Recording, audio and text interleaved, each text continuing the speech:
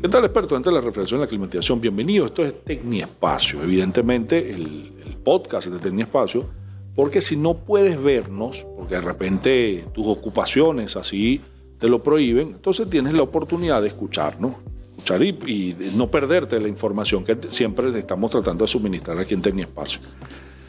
¿Qué vamos a hablar hoy? Hoy vamos a hablar sobre las teorías de conspiración.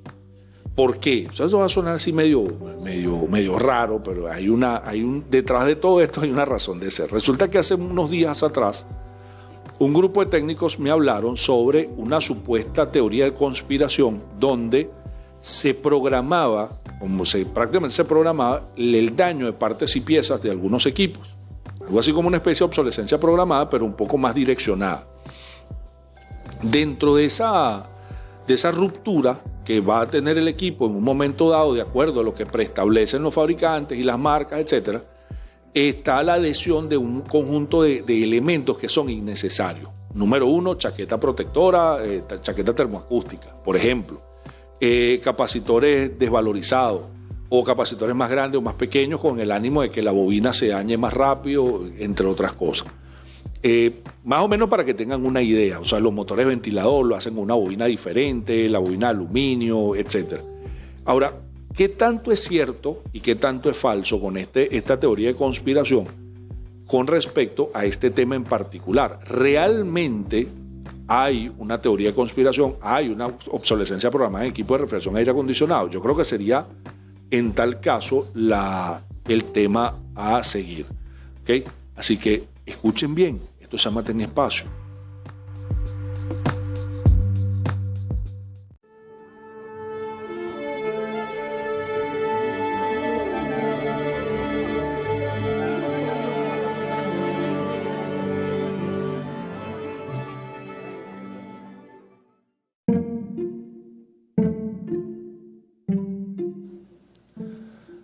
Miren, las teorías de conspiración, ¿qué son?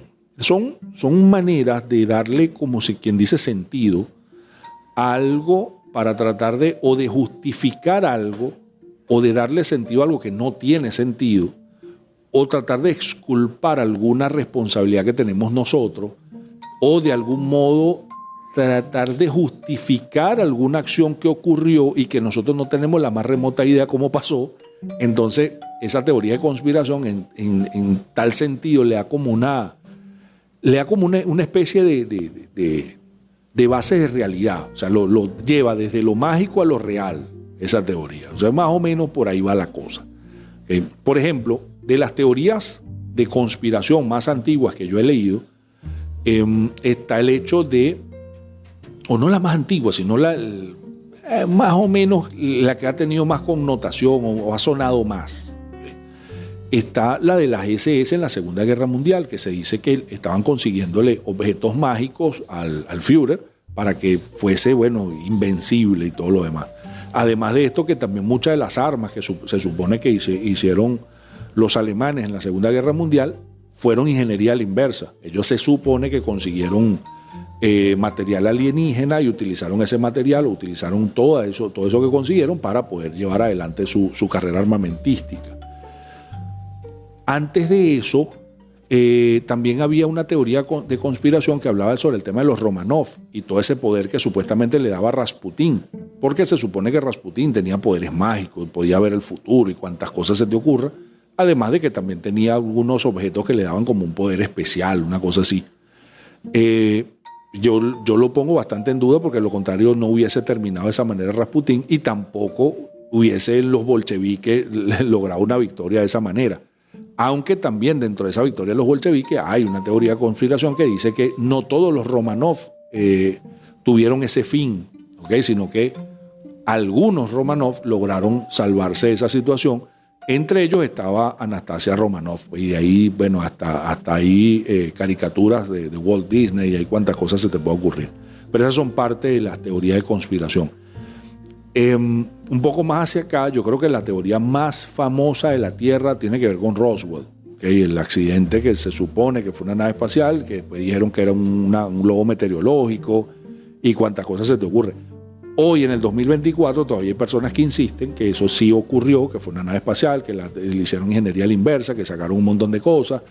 De hecho, el Área 51 se supone que nace también de esa situación, aunque hay un par de cosas que son como medio extrañas, ¿no? Hay un par de aviones que tiene el ejército de los Estados Unidos que se supone que aeronáuticamente no deberían, aerodinámicamente no deberían de volar, ¿ok? Creo que el Phantom, creo que es uno de ellos, no debería volar. El F-22 tampoco tiene la aerodinámica suficiente para hacerlo, es más o menos similar a una abeja. Entonces, por eso es que la teoría de conspiración coge como auge.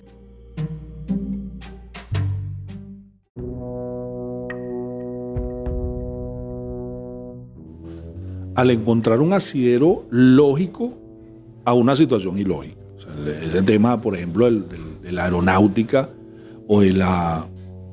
de hecho, hay hasta submarinos que no lo detecta radar y todo un montón de cosas. Entonces se supone, eso le da esa, como quien dice, esa tilde de seriedad a algo que, mira, como quien dice que lo aterriza. Pues dice, bueno, vale, todo algo que parece espacial, bueno, para poderlo llevar al terreno nuestro, hay que decir que tiene estas características. Yo creo que por ahí va el tema de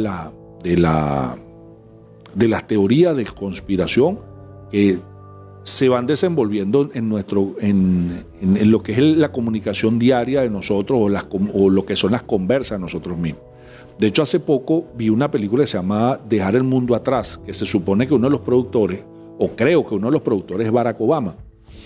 Entonces, mira, y me puse a ver a través de TikTok, a través de las redes sociales, la cantidad de cosas que le sacaron a esa película.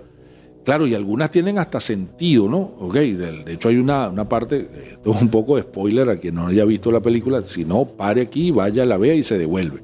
Okay. Un spoiler es de un recuadro que aparece en el fondo de una vivienda, que va cambiando en cada escena. O sea, que cada vez que si hay dos personas, aparecen dos figuras. Si hay 6 personas, cambia el cuadro, así sucesivamente.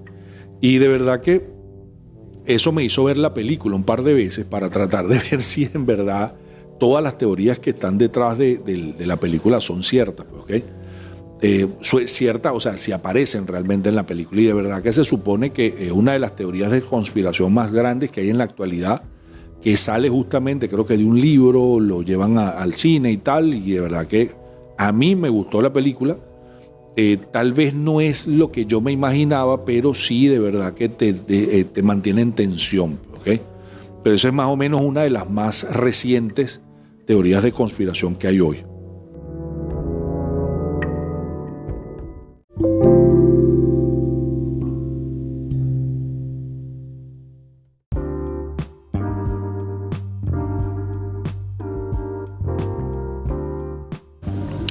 Ahora, en el caso de lo que nos atañe en Tecnespacio, que tiene que ver con la refrigeración y la climatización, también se ciernen un conjunto de teorías conspirativas dentro de lo que está el tema de la obsolescencia programada. Para nadie es un secreto de que eso existe y que fue una reunión que ocurrió por allá en los años 30 del siglo pasado, donde se pusieron de acuerdo los más grandes fabricadores, en este caso de bombillos, para ponerle una fecha límite a eso. Y que el que estuviese fuera de esa cofradía, por así llamarlo, entonces le hacían la guerra para sacarlo del mercado. ¿Por qué? Bueno, porque venían de la Gran Depresión y justamente el hacer un producto indestructible evidentemente atenta contra la producción en masa. Entonces tenían que hacer un producto que tuviese una vida útil, ¿okay?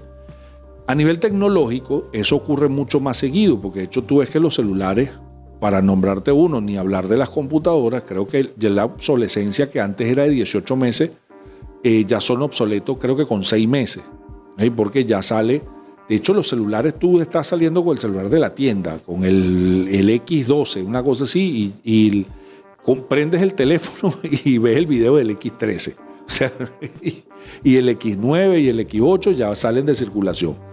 Por ejemplo, Android tuvo esa... Yo recuerdo que los primeros Android, los sistemas operativos tenían un nombre, que le daban Oreo, ¿cómo se llama? Hello Kitty, una cosa así. Ahorita creo que ya ni eso, o sea, ya creo que vamos por el sistema operativo 14, una cosa así. Lo mismo pasa con iPhone, etc. Ahora, ¿realmente eso es aplicable a la refrigeración y la climatización? Yo pudiera decirte, es 50-50. ciertamente hay partes y piezas de los sistemas de refrigeración que tienden a dañarse con cierta regularidad, que son pudiésemos hasta establecer el nombre de consumible, como es el caso de los capacitores, el caso de los propios termostatos, los termistores de las tarjetas electrónicas, es una de las cosas que más se daña. ¿Qué otra cosa pudiésemos hablar? De repente el propio motor de ventilador de algunas marcas, de algunos modelos, tienden a dañarse con cierta frecuencia. En algunas neveras se dañan tanto los forzadores como algunas otras piezas tienden sí a dañarse, los filtros de la nevera, los filtros de agua, del tema del dispensador de agua, etc. O sea, tienden a dañarse con cierta regularidad, pero en el caso de los compresores la cosa cambia. Si bien es cierto que no tienen la misma durabilidad que los compresores de antaño, yo recuerdo una marca de compresores General Electric, yo creo que esa fábrica cerró, porque todavía hoy hay compresores de esos prendidos y hace 45 años. Evidentemente eso no les garantiza lo que es la producción en masa, no pueden garantizar producción porque evidentemente son demasiado longevos los compresores. De hecho, todavía andan circulando compresores Trane por ahí, que hoy en día compresores de aire acondicionado Trane lo están utilizando hasta para refrigeración. Pues son compresores antiquísimos que consumen una cantidad monstruosa de energía, que lo sacaron de circulación en los Estados Unidos porque son insostenibles en cuanto a la economía, en cuanto consumen ellos y al tema del costo energético, además de que ya en Estados Unidos prácticamente no hay equipos de R22, lo que hay lo están reciclando, a tal punto de que el precio del R22 está por encima de los $1,300 la botella de 13 kilos. Entonces, evidentemente, todo esto conspira contra esos equipos y por ende lo están sacando de circulación, y países como nosotros están comprando eso como chatarra, etc. Y son una solución, entre comillas, a un problema que se le pueda estar presentando a alguna persona en su cava, en su cuarto frío, etc. Entonces, evidentemente, esos compresores duraron muchísimo, por eso esas fábricas más nunca fabricaron esos compresores, y por ende las fábricas nuevas, o nuevas entre comillas, evidentemente fabrican compresores con una lógica totalmente distinta. ¿Para qué? Para mantener el mercado. ¿Y cómo mantienes el mercado? Bueno, que ese compresor tenga una vida útil X, ¿ok? Anteriormente se decía que la vida útil de un compresor era de 20 años, después bajó a 10, y en la actualidad los compresores de reemplazo tienen una vida útil aproximada de 2 a 5 años. En los mejores a 5, los peorcitos 2, con el agravante que la mayoría de las fallas relacionadas con compresores de reemplazo no son por problemas de fabricación o problemas de eléctricos ni nada por el estilo. Según las propias estadísticas de los fabricantes de compresores, el problema es de selección o de instalación de los compresores. Entonces, fíjate cómo un proceso que nosotros le echamos la culpa a la obsolescencia resulta que recae en nosotros mismos, porque obviamos ciertas cosas que hoy en día son prácticamente obligatorias.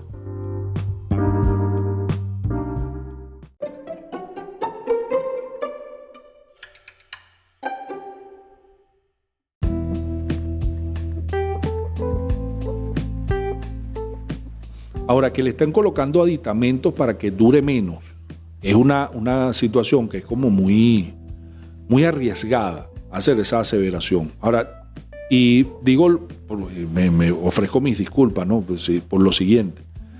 El tema es que si se le coloca chaqueta para que dure menos, la chaqueta termoacústica, de verdad que no tiene sentido. La chaqueta termoacústica tiene una función ya que se ha explicado 200,000 veces, ¿ok?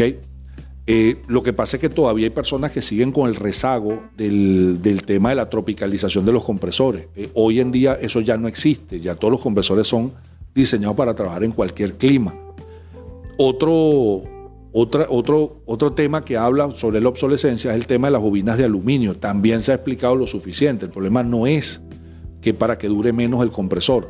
El tema es que el mercado ha obligado a los fabricantes a tomar la decisión de tener que fabricar compresores con bobina de aluminio, porque el precio del cobre está por las nubes. Entonces un compresor que hoy te vale, qué sé yo, $90, $100, con bobina de aluminio, si le colocan bobina de cobre costará más de $250. Entonces, para tratar de ser competitivos en el mercado, están utilizando bobinas de aluminio o bobinas de aluminio cobre para abaratar un poco los costos y de alguna manera poder entrar en el mercado, porque con la marca más famosa del mundo, porque la mayoría de los mismos técnicos que dicen que Los compresores de bobina de aluminio son malos, son los primeros que salen para tratar de comprar el compresor el más barato. Entonces, para que pueda ser barato, tiene que tener unas características, y dentro de esa característica, evidentemente, está el tema de la bobina y de las partes y piezas internas del compresor, para, repito, poder ser competitivos en el mercado. Ahora bien, ¿qué es lo que pasa con ese compresor de bobina de aluminio? ¿O qué es lo que pasa con ese compresor que trae la chaqueta termoacústica? Que demanda un técnico diferente. O sea, ojo, aquí no estamos hablando ya de la obsolescencia, estamos hablando del que nos corresponde a nosotros para alargarle la vida a ese compresor. Ese compresor de bobina de aluminio demanda un técnico con una visión diferente, una visión distinta, una manera diferente de ver la refrigeración y la climatización, y que le ponga más atención al trabajo que está realizando, porque la carga de la culpa la tenemos hoy nosotros. Un compresor de bobina de aluminio que tiene muchos años en el mercado, ya tú no puedes cometer los mismos atropellos que hacías con los compresores de bobina de cobre, que de repente no hacías vacío y no le prestabas mucha atención, porque el ácido que se produce en el lubricante tarda mucho más en dañar la bobina de cobre que dañar la bobina de aluminio. La bobina de aluminio la destruye en cuestión de semanas. Estamos hablando de que de repente, si el nivel de acidificación es muy alto, en menos de 6 semanas te dañas ese compresor. Con un nivel de intermedio de acidificación del lubricante, puede un compresor durar hasta 8 meses. Y con un nivel bajo de acidificación te puede durar un año y medio, un año y tanto. Ojo, esto es referencial, esto no es fijo, esto no es así, porque no hay un contador que diga la acidificación se daña en tanto, en 3, 2, 1, no, realmente no. Estos son números estimados de acuerdo a los estudios que hacen los propios fabricantes de marca. ¿Ok? Entonces, si tú tienes un compresor que ya per se viene con no digamos con un defecto, sino que viene con una condición diferente, y tú lo tratas de atacar como tú atacas sistemas, como lo hacías hace 20, 30 años, evidentemente la obsolescencia se la estás dando tú. Entonces ya un compresor que vino diseñado con una condición distinta, que no vino diseñado para durar 100 años, sino que vino diseñado para durar 5, y tú lo pones en condiciones adversas, y no solamente adversas en cuestiones de electricidad, porque fíjense que los propios fabricantes, que esto ya estaba leyendo la gente de Copeland, Emerson Controls, que dice que más del 80% de las fallas eléctricas de los compresores nacen de una falla mecánica. Y las fallas mecánicas nacen por falta de mantenimiento, falta de atención, falta de vacío, falta de una carga correcta, etcétera, etcétera, etcétera, etcétera, o falta de dispositivos de control y todo lo demás. Entonces, que sigue repercutiendo en nosotros mismos. Entonces, más allá del tema eléctrico, más allá de todo eso, entonces si de paso tú agarras y no tomas las previsiones adecuadas y no haces lo que debes hacer, evidentemente, repito, la obsolescencia se la das tú. Y fíjate que hay una contradicción en todo esto, porque hay compresores, por ejemplo, inverter, que tienen hasta 10 años de garantía. Entonces, ¿dónde está la obsolescencia de ese compresor inverter? El tema también de las neveras de 600A, que es un tema que vamos a tocar más adelante, también la meten en el saco de la obsolescencia programada. Yo creo que ahí están obviando también otros detalles. Pero yo creo que en esencia el tema de la teoría de conspiración, que dice que las marcas le ponen como fecha de expiración a los compresores, creo que no es la más correcta. Yo creo que la fecha de expiración, nosotros somos parte de esa fecha de expiración. Si nosotros nos tomamos la molestia de leer manuales, de leer las recomendaciones de fabricantes, y de paso nos empeñamos a hacer una buena práctica, yo creo que a nosotros mismos le alargamos la vida a los compresores. Eso está comprobado, de hecho, no es hablar por hablar. Así que las teorías de conspiraciones son muy sabrosas, son muy buenas. A mí me encanta ver ese tipo de programas. Pero cuando tú la aterrizas, la teoría, te vas a dar cuenta que probablemente parte del problema eres tú mismo. Así que muchísimas gracias. Este es el capítulo de cierre de esta temporada de Tecniespacio. Tecniespacio lo puedes escuchar por Spotify, lo puedes escuchar por Google Podcast, y está en todas las plataformas a nivel de videos, a nivel de documentos, a nivel de cualquier cantidad de cosas que estamos llevando adelante. En este 2024 vamos a hacer unos cambios interesantísimos. Eso ustedes lo van a poder ver en la programación de Tecniespacio. Este es el capítulo número 13 para cerrar esta temporada, y justamente lo cerramos con teoría de conspiración, porque ese número es fantástico, de paso. Por ahí, de hecho, vi una película una vez de Jim Carrey, que justamente hablaba sobre ese número, y no, creo que era el 23, no el 3, el número 23, ¿cierto? Que supuestamente era un número no sé qué mágico. El número 13 tiene otra cuestión que en Venezuela lo llamamos chinazo, pero bueno, como estoy aquí yo solo, no corro ese riesgo. ¿Okay? Si hubiese más personas aquí grabando conmigo, a lo mejor no fuese no tuviese el mismo resultado. Así que no se olviden de seguirnos por las distintas plataformas, y lo más importante, señores, miren, comenten y compartan, que de esa manera yo me doy cuenta, o nosotros nos damos cuenta, que a usted le gustó o no este capítulo, le gustó o no alguna programación o algo que nosotros estamos diseñando a través de TecniEspacio. Así que tengan un feliz año. Este 2024 va a ser un año de mucho éxito, decretado de una buena vez por todas. Así que continuemos. Un gran abrazo.